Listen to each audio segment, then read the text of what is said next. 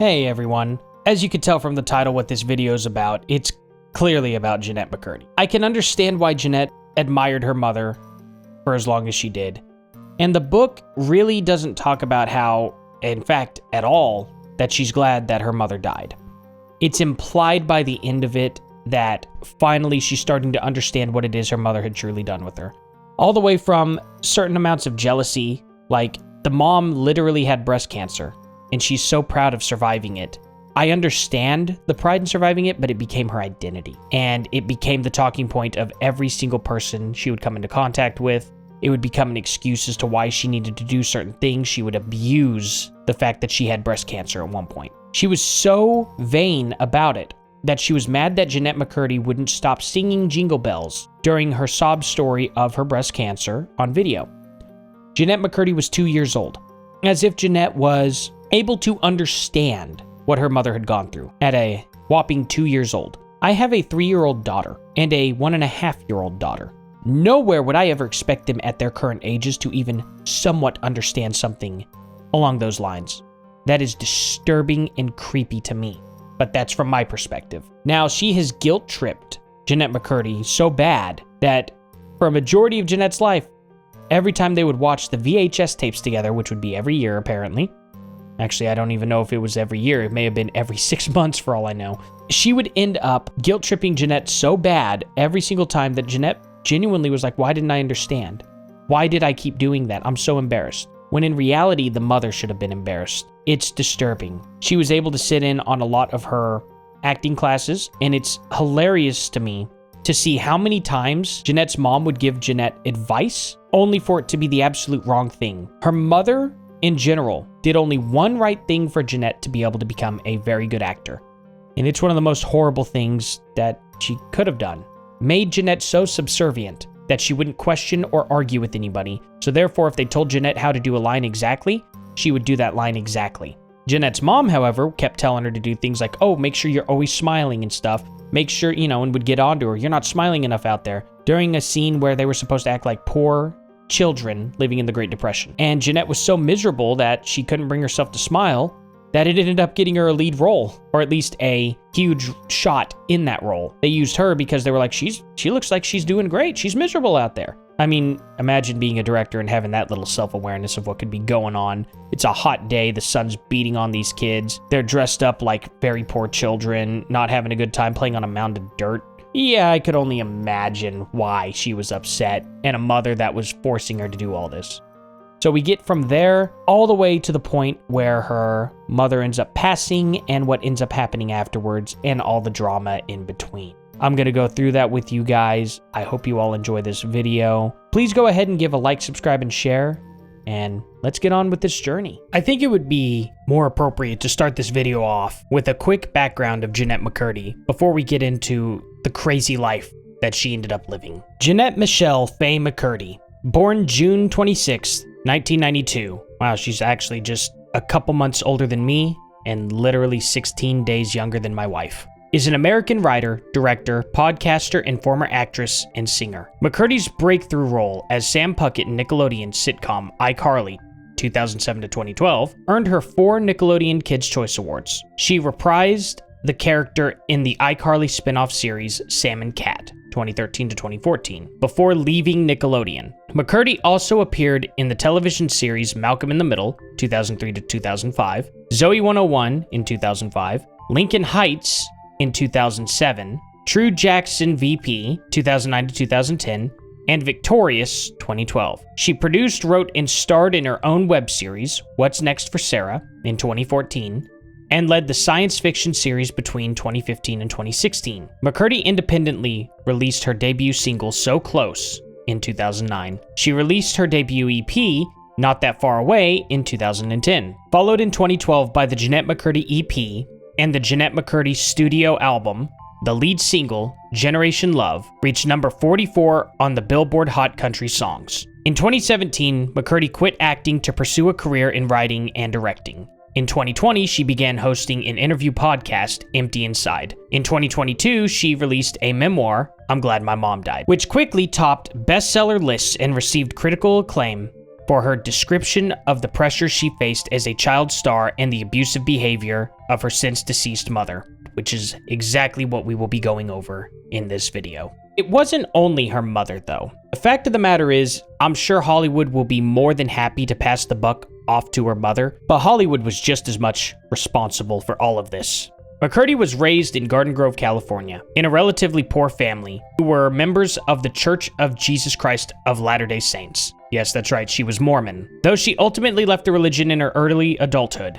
Her mother, Deborah Nee LaBaff McCurdy, an interesting middle name, born in 1957, passed away in 2013, homeschooled her and her 3 older brothers. The man she grew up believing was her father, Deborah's husband, Mark McCurdy, worked 2 jobs to support the family. After Deborah's death, McCurdy learned that she was not his biological child. This is certainly going to be a very interesting journey we're all going to go on together here. Most of you all probably have already read the book. But for those who haven't, just be prepared for quite the shocking adventure that lies ahead. It's incredibly shocking how Hollywood manages to run its business. Instead of simply following their own principles of calling out people who do awful things within their walls, they instead try to cover it up. It's pretty wild how Hollywood's always on the front lines of the hashtag #MeToo movement or something like that, but then is always so quick to cover up any scandal that has possibly taken place on their grounds. It's offensive and it's awful. Jennette McCurdy says Nickelodeon offered her $300,000 to stop speaking out.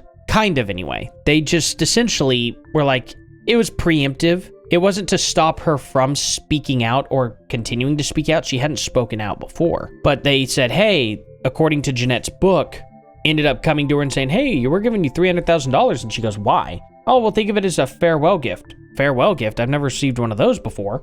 And they said, yeah, for being a good sport. And essentially she was like, a good sport for what? Well, more or less there was a lawsuit, there was an accusation, and we're paying this money out to keep people quiet, I guess, is essentially what they're doing. And she said, oh, no.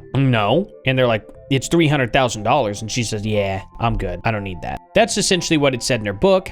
We'll read this just to get it down there pretty quickly.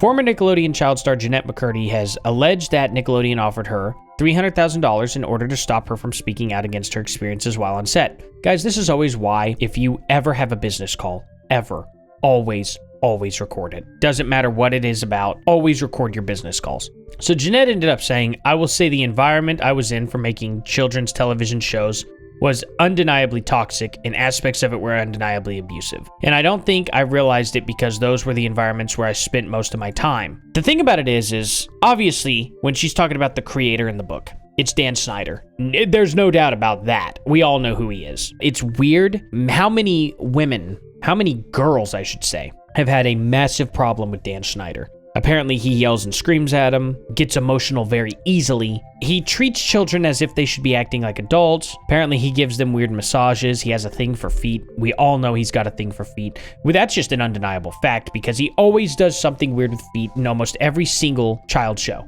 It's strange. And a lot of the guys end up saying, well, I never noticed anything, but apparently he's not into doing that with guys. I haven't seen a guy come out, and maybe a guy has come out, I just haven't seen it. She says, I know that sets beforehand had felt somewhat different. There had been a different vibe, but I certainly been on tense set environments before, but it was just by far the most intense, the most extreme. And afterwards, I really realized how unhealthy it was. Apparently, this person also questioned McCurdy on this podcast about online speculation involving Dan Schneider, who is the creator of iCarly. Schneider had faced multiple allegations, including from Zoe 101's Alexa Nicholas, who claimed that he sat in on dress fittings when she was just 12 years old and took pictures of the feet of the child actors. Well, there we go. I guess they're going to mention it in this article, huh? Schneider had denied the allegations. I had a lot of friends on the Disney Channel shows. I was on Nickelodeon, and it seemed like everyone kind of knew the creator, McCurdy shared, without confirming the identity of the creator from her memoir, which is a smart idea. He doesn't need any recognition. He needs to fade into obscurity. Everyone knew rumors about him. Everyone seemed to know the kind of sets that he ran. She went on to discuss how nasty it felt when Nickelodeon allegedly approached her offering $300,000 to stay quiet about her experience on set. The way I see it now, is like, I think it was just moral righteousness. And then sort of almost instantly after saying, though, I'm not taking the money, I felt like that's a lot of money she shared. By the time she was offered the money, the creator was no longer allowed on set and instead had to watch the goings on from a soundproof room. Here's a fun fact that I want to point out to you guys too. After she said no to the money, when they talked about how her spinoff show got canceled, they said it got canceled because Jennette was jealous of the money that her co-star was making. She was making way more money than her, and that's why they canceled the show. That's unbelievable. I mean, I see why they would come out and say that. They wanted to try and slander her, but what an unbelievable backfire. To sit there and make up rumors like that, coming from the Nickelodeon executives. Do you regret not being nice to her now? Because now she's come out and said this about Nickelodeon. So there was also the part where her mother showered her until she was 17 or 18 years old, and she would give exams on her female areas. And she said that she was checking for lumps, she was checking for cancer. I mean, that's just weird. It's very, very weird. She said, I knew it felt violating for me, and I knew I didn't want it, but the one time I had attempted to even say, hey, do you think I could shower myself? She flew into hysterics. And the hysterics were that she didn't want her daughter to grow up. This is also where her anorexia and bulimia came in. The mom said in order for Jennette to stop herself from growing up, she could just essentially become anorexic. Now, the bulimia came after because she would feel guilty because she was starving herself for so long that then she started to overeat to compensate for it. I mean, once you get a taste of a full meal and your body's like, oh my God, please don't stop. It's really hard to stop. And then you eat till you're full. And then the feeling of being full is amazing. But then the guilt sets in. And then guess what happens? They start bringing it back up. What an awful thing. The most evil thing her mother by far had done was not the acting, was not the, believe it or not, the prison-like sentence she was given to Jennette, where Jennette was essentially working for her and had to only focus on that, only focus on it. There was no other way around. She had to act. She had to give her money. She had to live her dream through her daughter, sacrificing her daughter's childhood and wants and needs for her own. That wasn't even the most evil part. No, the most evil part was making her anorexic. That was the most evil thing I think any parent could possibly do to their child, is tell them growing up is evil, growing up is bad, starve yourself. There is no way that if I were in that position, if I were in Jennette's position, I don't think I could bring myself to ever forgive her own mother. Maybe she's able to. Maybe she still doesn't fully understand the gravity of it. I don't know. Because at the end of the book, it kind of doesn't necessarily seem like she's 100% aware of what her mother did. She's like 85% is what it felt like to me by the time I got to the end of the book. I was like, okay. It doesn't seem like by the end of this book that she fully is aware of how awful her mother actually was. She's definitely aware that her mother was not good at this point in time, by the time the book closes. Then, Jennette would also go on to say, she weighed me daily, and she measured my thighs with measuring tape. She taught me what diuretics were, and we would read calorie books together, and constantly, we're just in this kind of partners in crime, and it felt amazing, she said. Reflecting on the situation now, the former actress describes the situation as warped, and now describes herself as fully recovered from her eating disorders. It's unbelievable how cruel her mother could be towards her own daughter at times. And you can definitely see the jealousy from the mother about how she wished she was in Jennette's place. All her mother ever wanted to be was an actress, and she robbed her child of her entire childhood just to fulfill that dream. It's pretty disgusting. I can't claim to know what mental illness she may have had or what may have driven her to do such a thing. But knowing what her mom was willing to do and knowing how her mother lived in her own household, assuming that everything Jennette said in her book was true, which I really do find to be believable. Nobody seems to be arguing from her household that her mother wasn't like that. Not that I've found online anyway. It's just disturbing to me to see everything she was willing to do just to make sure that her daughter made it as an actress. This was an email that she sent after she found out that her daughter, instead of putting 100% focus on her career as a child, ended up getting with a guy that she liked. This isn't the way that I would have reacted. This isn't the way any normal parent would have reacted. So we're going to get into what her mother actually had said to her and disowned her for finding out that she was with a guy. I am so disappointed in you. You used to be my perfect little angel, but now you are nothing more than a little slut, a floozy, all used up. That's so unbelievably harsh. I'm not going to read any of the filler here, by the way. Debbie slammed the iCarly alum for being with a hideous ogre of a man. As if she was with a guy that you would have liked, like just look-wise. That would have been it. Doesn't matter what the guy's actually like or anything. That's just completely unacceptable. And rubbing his disgusting hairy stomach. Now, it goes so much further than this. I mean, she says, "You're conniving, evil liar." Look, we all have urges. Every one of us. You find someone you like, you're gonna try and be with them. It's just the way that nature works. But to call somebody evil for it, it's pretty awful. You look pudgier too. It's clear you're eating your guilt.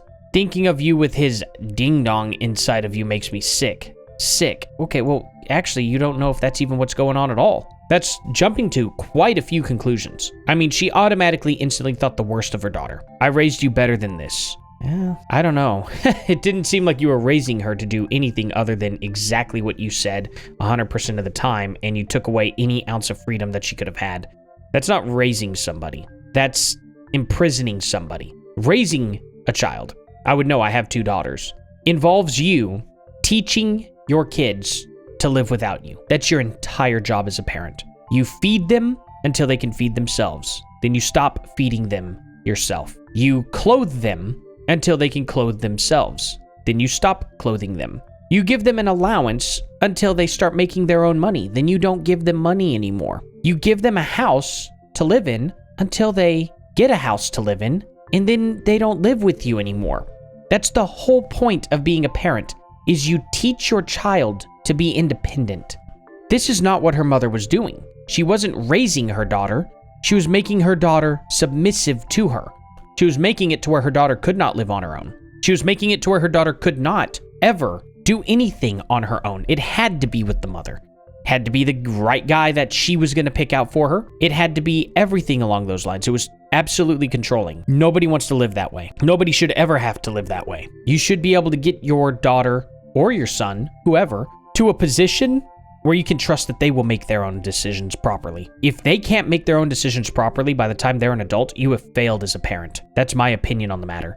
Yes, minus people who are born with mental illness. I don't expect somebody to have a schizophrenic child and try to do the same thing. So I'm not saying that, guys. Not by any means. I'm not saying that every single child should follow that regimen, but that should be the goal of the vast majority of parents out there. Because the vast majority of parents out there have a fairly normal and healthy child. That's the way it should happen. Now, again, I don't know what mental illness her mother had, because there had to be something, I would hope. If not, then that's even more disturbing to me. Debbie asked where her good little girl had gone, adding, "Where did she go, and who is this monster that has replaced her? You're an ugly monster now. I told your brothers about you, and they all said they disown you like I do. We want nothing to do with you." The email concluded, which is comedic. "P.S. Send money for a new fridge. Ours broke." How full of yourself can you be to where it's like, I disown you completely, but you will still work for me? Absolutely psychotic. As Smith21 said, "Wow, McCurdy laughed at the message's closing. The PS gets me," the Salmon Cat alum said. The mother-daughter pair were estranged by the time... Wait a minute, hold on now. The book didn't suggest this, that the mother-daughter pair were estranged by the time Debbie died in 2013. No, they weren't estranged. She was there the entire time. In the hospital with her, they made up and everything. In fact, they made up by simply... Well, they didn't really make up per se, but the mom just acted like that never happened. And she told her, "Hey, the yogurt spoiled in the fridge and stuff. Can we please get a new one?" And she got her a new one. I mean, I don't know where page 6 here got their information, but it certainly wasn't from the book. Yeah, they should have read this book beforehand, assuming that the book is accurate, but it seemed to me that they were not estranged because the mother was not able to attend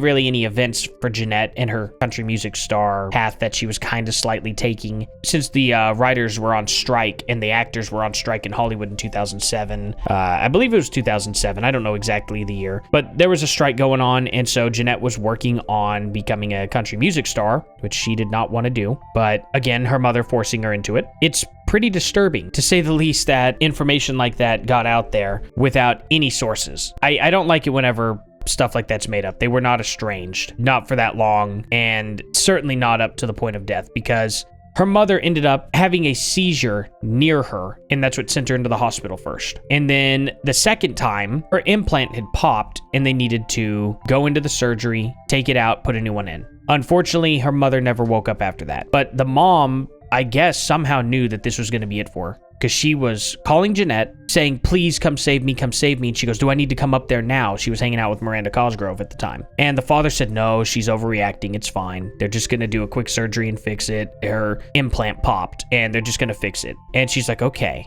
Hung up, and it was hours later, the dad called and said it did not go well. It didn't go well. She's in a coma from which she would never wake up from. That was it. They weren't estranged.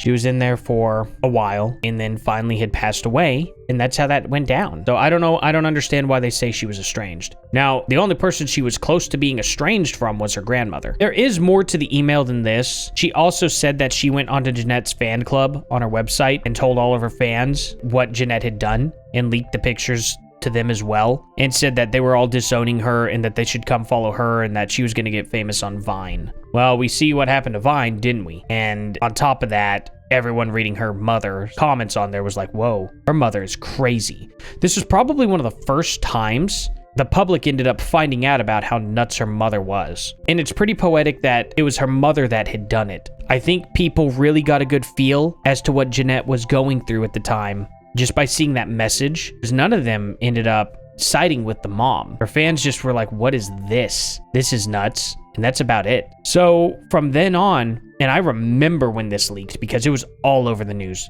Everyone was talking about how crazy her mother was. Nobody was talking about how Jennette had done anything bad. Everyone was just like, whoa, what in the world is wrong with her mom? Why is she like this? It wasn't her book that had given it away. Growing up with this show on for the most part, I think I was a teenager. I'm 30 now. And having this show on and seeing that come in, since I was a bit older, it's like, oh, wait a minute, this mom's crazy. It was pretty easy to see that. This article unfortunately left out a lot more than it should have. To say the least, though, her mother was not successful in taking her fans. Just to get into some of the abuse that had taken place from Hollywood at Nickelodeon. Dan Schneider here, the person that would be the creator of the majority of the shows that Jennette ended up on, would end up having so many accusations against him of abuse and hypersexual practices at Nickelodeon, as it says here in the title. It's quite disturbing to see how this one man was able to get away with so much. It's a very disturbing story. An investigation into Dan Schneider, a former top producer at Nickelodeon who was let go in 2018, has shed light on new allegations of misconduct during his reign at the children's cable network, where he allegedly fostered a maddening, disgusting, controlling little bubble.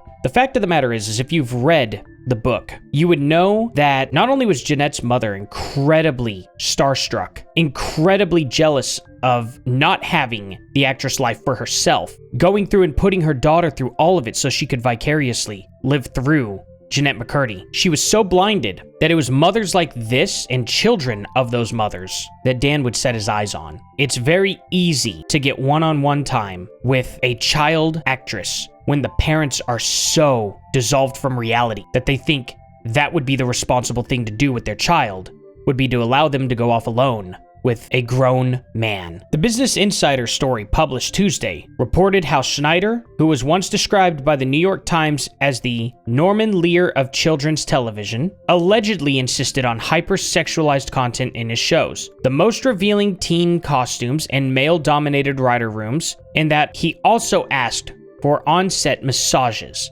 The piece that the showrunner created an uncomfortable, bizarre environment that he ruled over like a fiefdom. It comes on the heels of a parallel allegations against an unnamed creator in iCarly, star Jennette McCurdy's best-selling memoir, I'm Glad My Mom Died.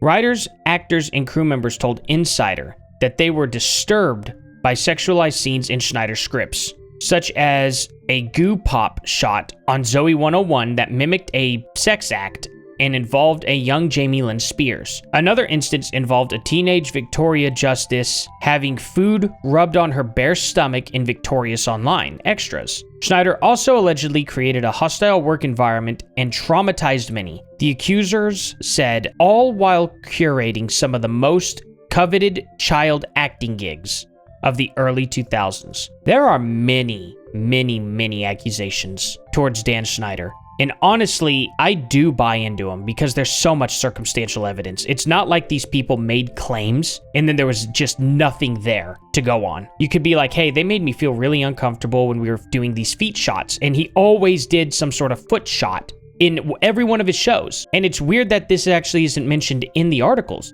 but they would say that Dan Schneider was just really into that. He would really be weird about it. He would do many different things. I mean, for the love of God, the guy has a rumor against him that Jamie Lynn Spears bore his child. I mean, that's kind of wild, isn't it? The fact of the matter is these accusations go all the way back, as far as I remember, the Amanda Show. And we can see how Amanda ended up turning out, and she's even cast some blame on Dan Schneider herself. So now we're going to get into something that wasn't quite in her book. In her book, she reveals that her father turned out to not be her biological father, which just was devastating to her. Also, her father, like a week later after the mom died, ended up dating this lady. I don't know if this lady was her mom's friend or what, but she stole her mom's birth name, Jason. She wanted to name her oldest son Jason, and you're not supposed to tell anyone what your baby names are going to be or something. That's always been a weird thing to me. I didn't care. I told everybody my child's names that we came up with. And if anyone was going to dare try to steal our child's name, I would have still named my child the same thing and been like, hey, you know what? Everyone's going to know.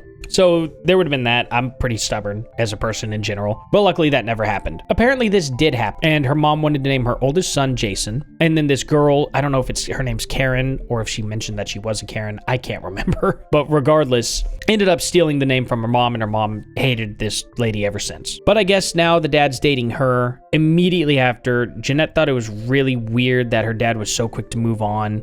Regardless, knowing how the father was, he seemed very, very low T, I guess, very out of energy, working like 16 hours a day, wasn't around enough, and the mom was always on him, always threatening him, pulling out kitchen knives, and just crazy in general. But now I kind of see why that was going on. As it turns out, they were keeping a very dark secret from Jennette and her brothers. He's not the father of any of them.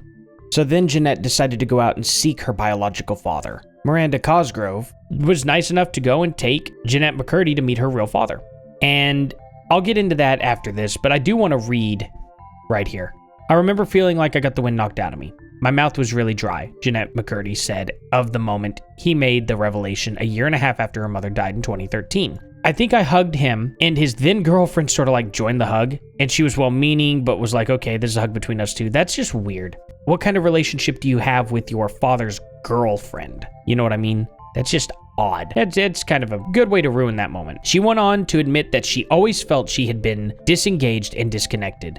Adding that while the news was shocking, she also began to make excuses for him. She explained that she would say, oh, well, that's just why he was so absent all those years. But what McCurdy seemed even more shocked about was with the way the father she had grown up with had relayed the information. According to the author, she said, it's not your fault, you were born. Then he repeated it. He doubled down, then tripled down, she told Barrymore. I thought, this is the weirdest thing to say to somebody after you've just told them you're not their biological father. McCurdy also revealed that it was a relationship that I let disintegrate, before going on to say there wasn't really much there to begin with. She told the talk show host that she had maintained a short relationship with her biological father after going to meet him, but eventually it got to a place where that one felt a little strange. According to internet theories right now, Andy Martin is Jennette McCurdy's biological dad. Towards the end of her book, she goes on to talk about meeting her biological dad. All of her details point to Andy Martin, which blew me away.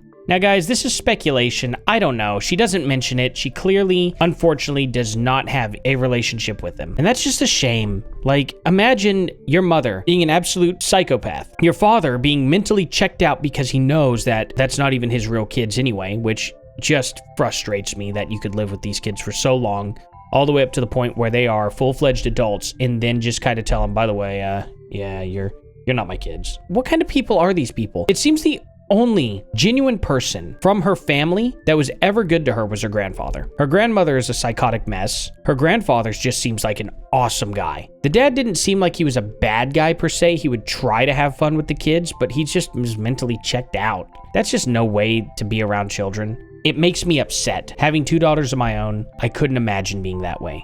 I just couldn't. You got to play with them every single day. You got to make sure that they are doing well. You got to make sure that your kids are having fun and just enjoying life. I just cannot agree with the way that they raised Jennette and her brother. It's disturbing to me. And as for Andy Martin, apparently a guy who tried to get into a custody battle when they were really young, doesn't seem like he's interested in any way, shape, or form in having a relationship with his children. That's just incredibly unfortunate and very frustrating, to say the least. That's about all we know about the dad, and he's really missing out, really genuinely missing out on something that could be amazing, all to chase after his dream of being a trombonist. What a dream. I don't know. To me, that's just such a waste. Seems like the mom and the biological father have quite a bit in common. So here we have what Jennette McCurdy is going to do from here on out, the most recent update of Jennette McCurdy that I could find.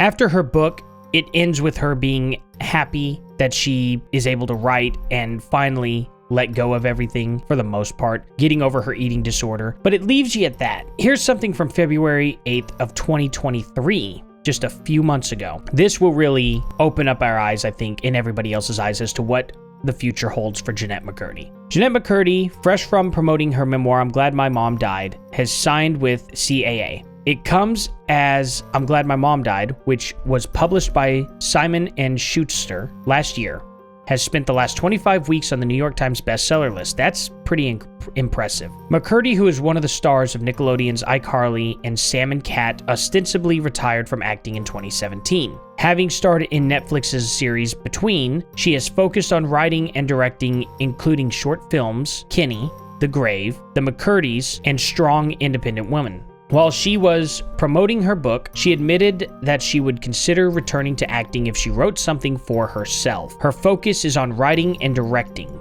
And see, that's what I'm really glad to hear, to be honest. I'm glad she's doing something that's actually going to fulfill herself. I'm Glad My Mom Died told the story of her career as a child actress and her difficult relationship with her abusive mother. It has sold nearly 2 million copies.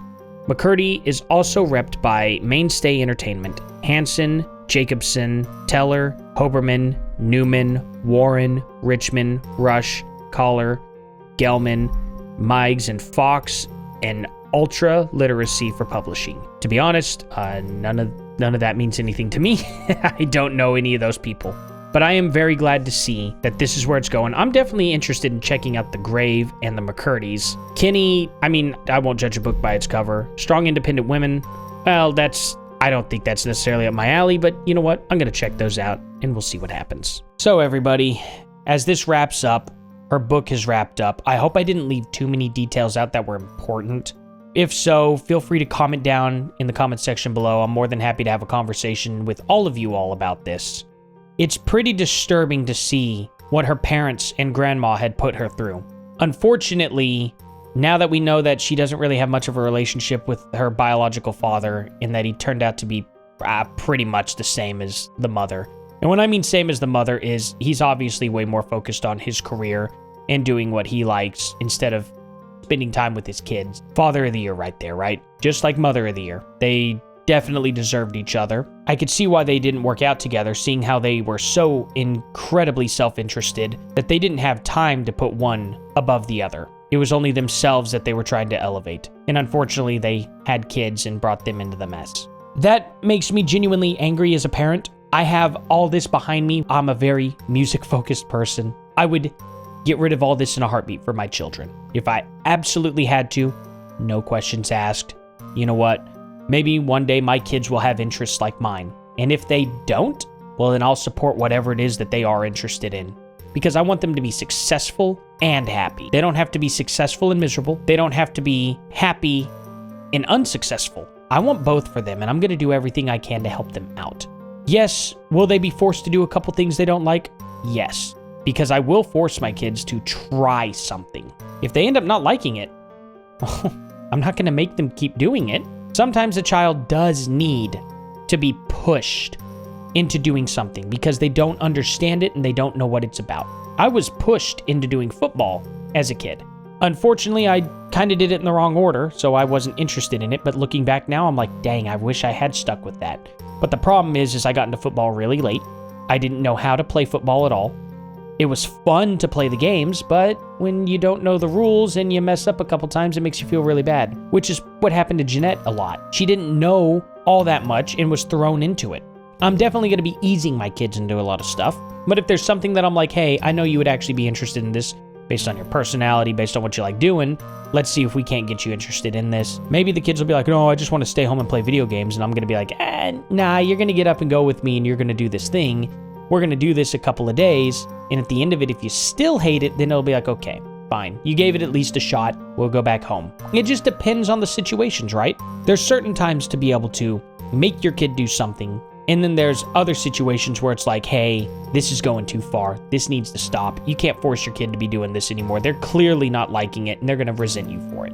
Always keep an open mind. There's certain times to be a parent, and there's certain times to be a friend. There is zero time to make your child live the life that you always wanted to live. You had your life, you had your chance. Get over it. If your life doesn't work out exactly the way you planned it, that doesn't mean you're going to plan your entire child's life. That's not fair. That's not right.